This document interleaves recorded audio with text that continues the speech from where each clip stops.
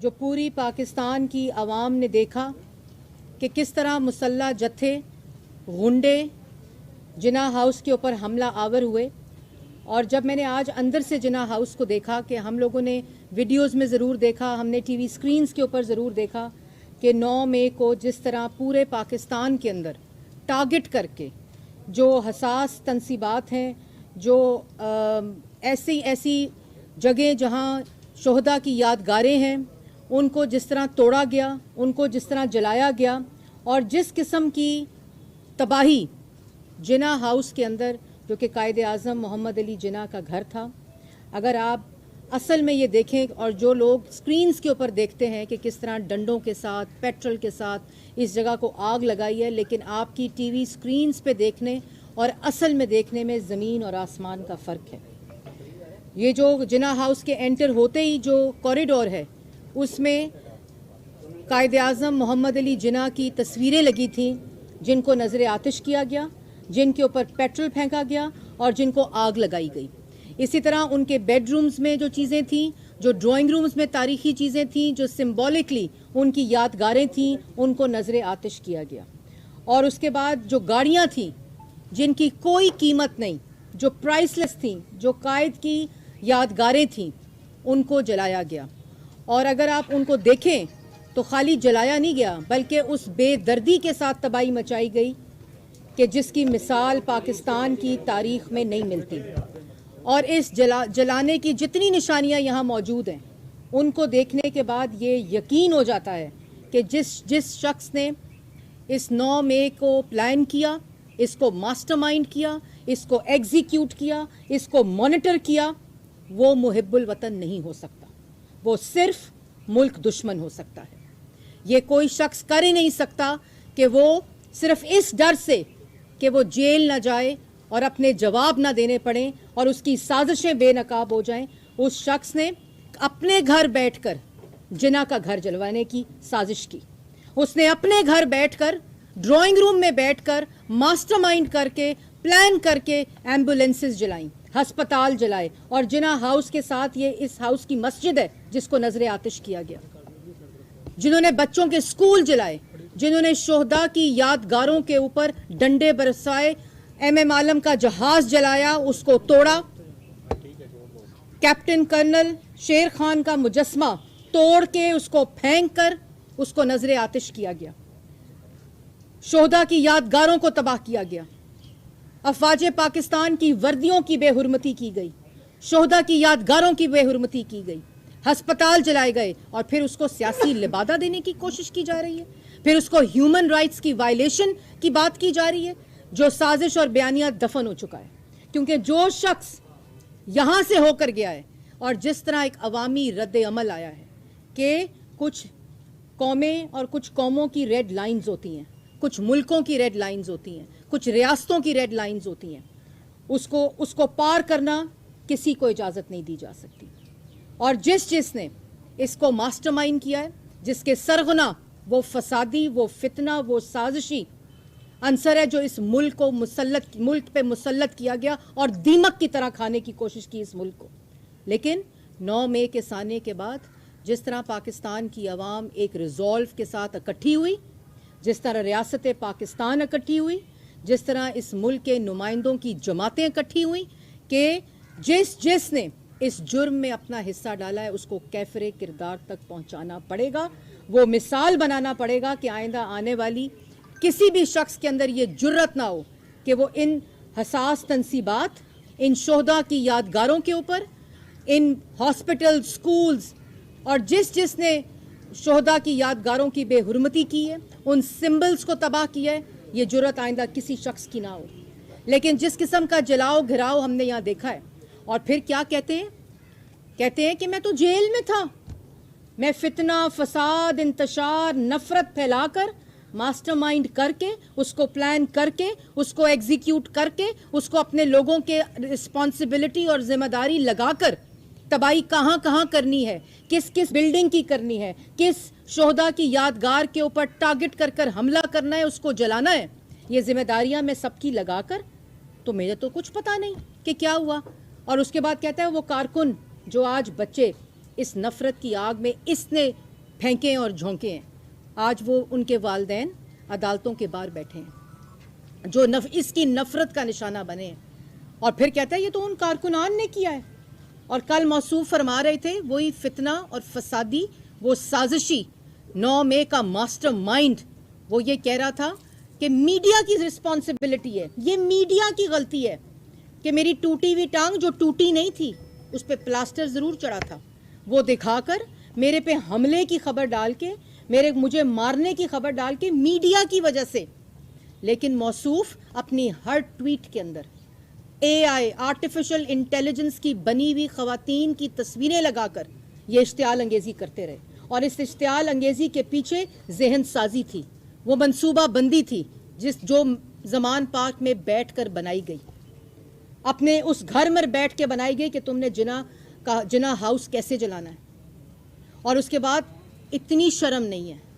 اتنی حیا نہیں ہے کہ کہتے ہیں کہ جو خواتین جیلوں میں ہیں ان کو تشدد کا نشانہ بنایا گیا ہے, ان کے ساتھ زیادتی کی گئی ہے, ان کے ریپس کیے گئے ہیں. اس شخص کو اتنی شرم نہیں ہے کہ جب کسی خاتون کے بارے میں اس قسم کی جھوٹی بات کی جاتی ہے تو ان کی فیملیز کے اوپر کیا گزرتی ہے, ان کے رشتہ داروں کے اوپر کیا گزرتی ہے, ان کی بیٹیوں کے اوپر کیا گزرتی ہے. جو شخص کہتا تھا کہ عورتوں کے کپڑے جو ہیں وہ انوائٹ کرتے ہیں کہ ان کی ہراسمنٹ ہو,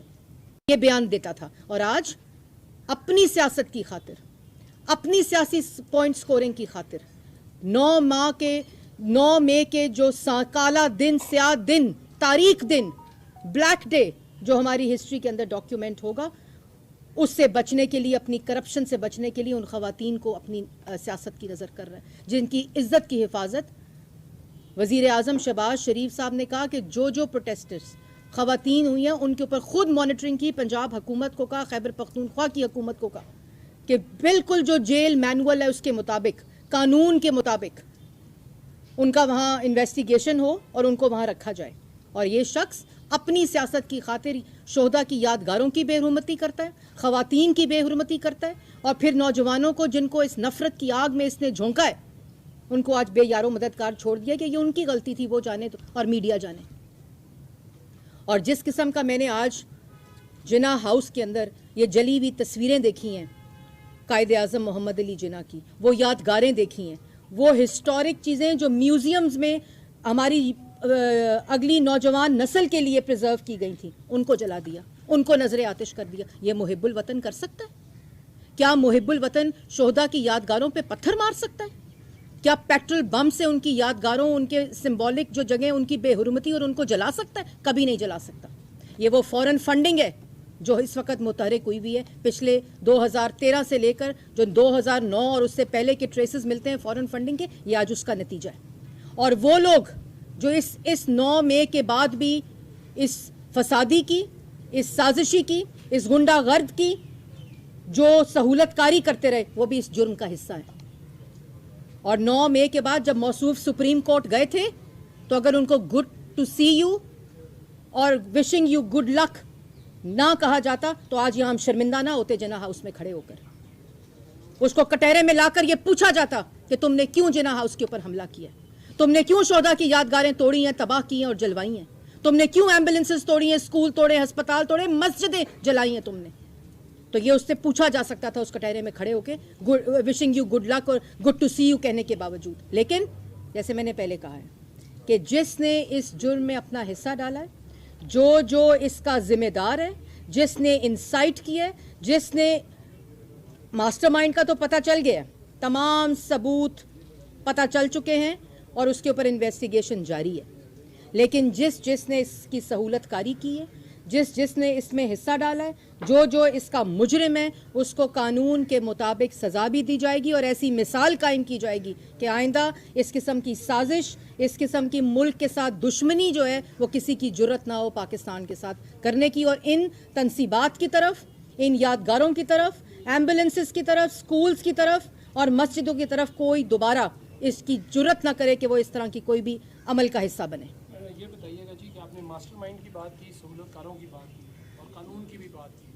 تو اس میں یہ ہے جی کہ قانون جو ہے وہ جب بھی ماسٹر مائنڈ اور ان کے سہولت کار جو ہیں وہ قانون کے سامنے پیش ہوتے ہیں تو ان کو فوری طور پر ریلیف دے دیا جاتا ہے, جبکہ عام آدمی بیچارہ جو ہے وہ اسی طرح جیلوں میں سڑ رہا ہے. تو حکومت کیا امر مانے ہے کہ ماسٹر مائنڈ اور دیکھیں اس میں بہت ہی ایک वाज़िया लकीर है कि 9 मई के साने को किसी की सियासत के साथ जोड़ा नहीं जा सकता, और अगर ये इस किस्म का कोई तासुर कि इसमें हुकूमत किसी को बचाने की कोशिश कर रही है, किसी की कोई सहूलतकारी हो रही है, उस तासुर को ख़त्म करना भी हम सब की ज़िम्मेदारी है। मैंने जैसे पहले कहा है कि जो इसमें लोगों को रिलीफ भी दे रहे हैं, जो इसमें अपना हिस्सा डाल रहे हैं, वो भी मुजरिम है। अच्छा मैडम, उनको भी सज़ा देनी चाहिए, और कानून जो है वो बड़ा वाज़िया है। चाहे वो हसास तनसीबात हों, चाहे वो हॉस्पिटल्स और सिविल कानून हो, चाहे वो एंटी टेररिज्म कानून हो, ATC के मुकदमे हो, उनके ऊपर कानून बहुत वाज़िया है और उसके मुताबिक सज़ाएं दी जाएंगी। अच्छा मैडम, ये फरमाइएगा कि 9 मई के वाक़यात के अंदर आप हुकूमत में हैं, कहाँ तक तहकीकात पहुँची हैं, कितने लोग जो हैं अभी तक अरेस्ट कर लिए गए हैं और कितने बाकी हैं, और ये तहकीकात इस मरहले में है? देखें, ये 9 मई का जो सानिया है, इसकी जो तहकीकात हैं वो बड़े ही सेंसिटिव तरीके से हो रही हैं, क्योंकि एक बहुत मस्बत रिजॉल्व था, कैटेगोरिक रिजॉल्व था प्राइम मिनिस्टर का, पंजाब हुकूमत का, खैबर पख्तूनख्वा की हुकूमत का, कि किसी भी जो मासूम है उसके साथ ज़्यादती ना हो और इस गाब में कोई मासूम जो है वो पकड़ा ना जाए। तो जियो फेंसिंग के ज़रिए पहले पूरी आइडेंटिफिकेशन हुई है, उसके बाद नादरा के ज़रिए पूरी आइडेंटिफिकेशन हुई है। वो सिलसिला ख़त्म होने के बाद अब पूरे एविडेंस के साथ ये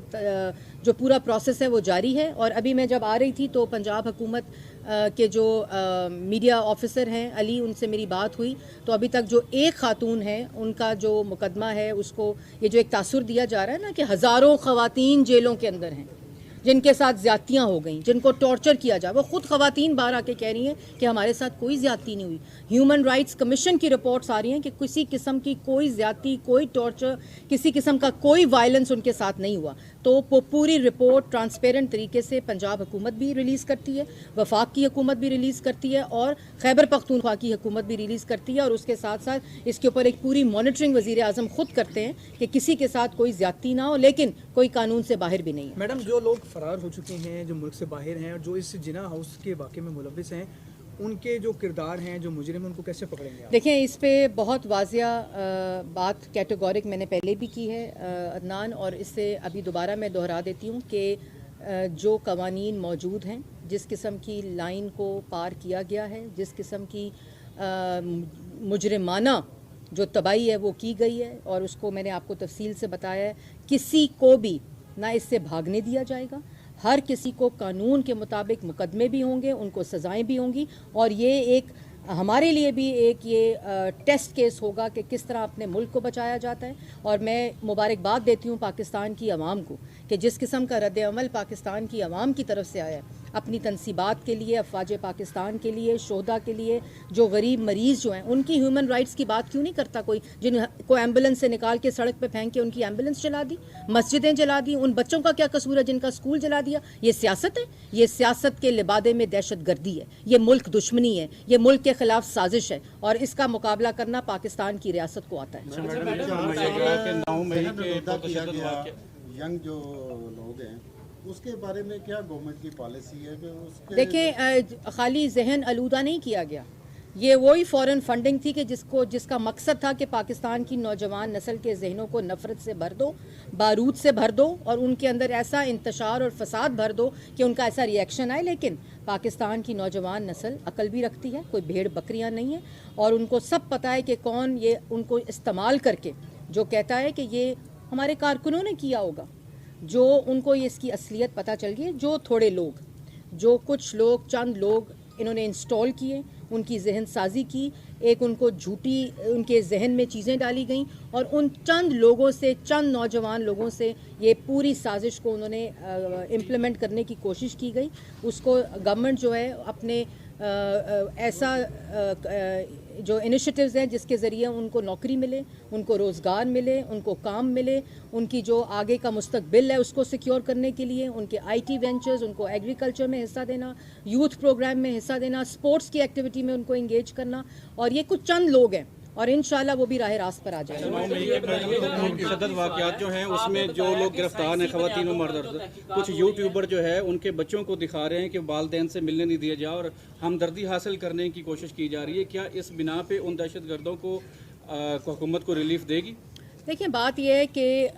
या चाहे वो यूट्यूबर हो, चाहे वो वज़ीर इत्तलात हो, चाहे वो इस मुल्क के 3 दफ़ा के मुंतखब वज़ीर आज़म ने अपने आप को कानून के आगे पेश करके वो मिसाल कायम की है कि कोई भी शख्स जो है वो मुल्क के कानून से उसको इस्तिस्ना हासिल नहीं है। तो इसलिए कोई भी कोई इसमें शोबे से ताल्लुक़ रखने वाले लोग हों जिन्होंने इस जुर्म में अपना हिस्सा डाला है, उनको सज़ा मिलेगी।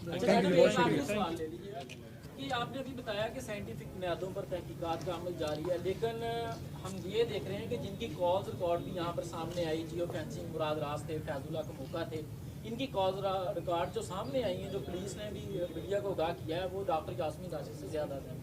लेकिन ये प्रेस कॉन्फ्रेंस करके जो है इस मामले से अलग हो गया और उनको छुट्टी मिल गई, उनके खिलाफ कोई ये आपका तासुर है कि जिन्होंने प्रेस कॉन्फ्रेंस की है, गिरफ्तारी नहीं हो रही। नहीं मेरी गिरफ्तारी, ये कारकुनों को कोई सहूलत दे देनी चाहिए। आपका सवाल खत्म। मैम इसमें ये भी ऐड कर लीजिएगा, खान साहब से मुज़ाकरात होंगे या बिल्कुल दरवाज़ा बंद? बात यह है कि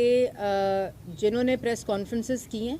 उनको कानून से इस्तिस्ना नहीं मिली, उनके केसेस भी हैं और उनकी इन्वेस्टिगेशंस जारी हैं। इसमें किसी की, मैंने पहले कहा कि 9 मई का ताल्लुक किसी सियासत से नहीं है और किसी किस्म की सियासत या प्रेस कॉन्फ्रेंस से नहीं है। जिन्होंने इसमें अपना हिस्सा डाला है उनके खिलाफ कार्रवाइयाँ जारी हैं और उनको कानून के मुताबिक सज़ा मिलेगी। बाकी बात रही मुज़ाकरात की, तो मुल्क दुश्मनी करने वाले के ख़िलाफ़, मुल्क के ख़िलाफ़ साजिश करने के ख़िलाफ़ और मुल्क की जो हसास तनसीबात हैं, जो जिना हाउस है, जो शोहदा की यादगारें हैं, उनके ख़िलाफ़ और उनको तबाह करने और उनको जलाने वाले के साथ किसी किस्म का कोई मुज़ाकरात नहीं होगा।